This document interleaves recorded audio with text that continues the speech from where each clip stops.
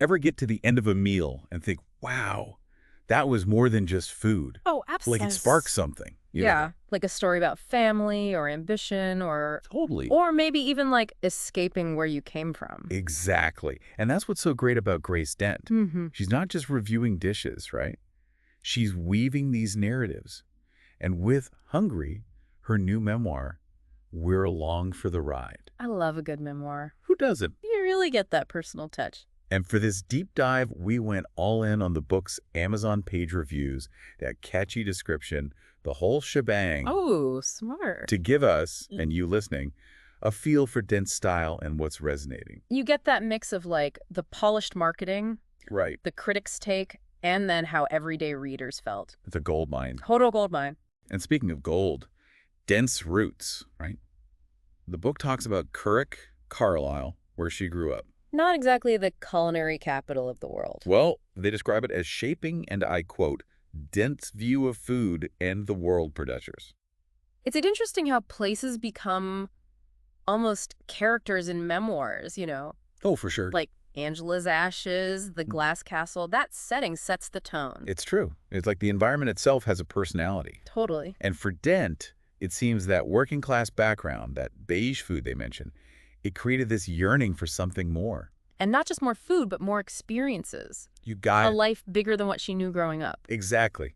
And this is where it gets really interesting. Hey, I'm listening. She ends up in this world of fancy food, Michelin stars, the whole 9 yards. A world that can be, well, a little much sometimes. A little pretentious, maybe? Exactly. So how does someone from Dent's background, someone who once ate beige food, how do they approach that scene? Good question. With humor?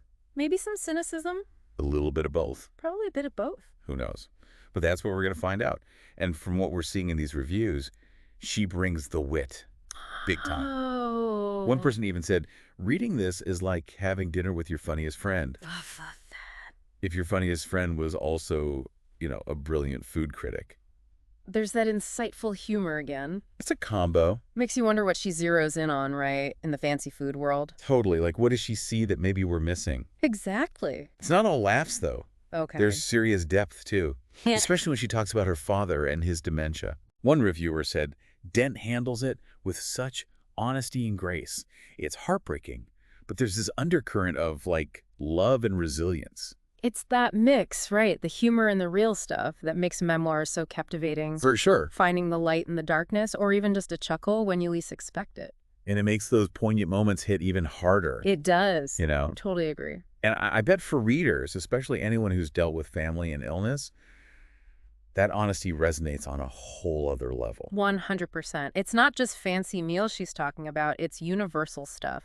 Family, loss, love. Exactly. We all get that. It's funny. You hear food memoir and you picture something kind of specific. Right, right. But Hungry seems to be more than just here's what I ate. Totally. It's like food is the way she explores those bigger ideas. Exactly. Like we were saying, ambition, class, family, it's all there, but viewed through food. It makes you realize how much food is tied up in who we are. Yeah.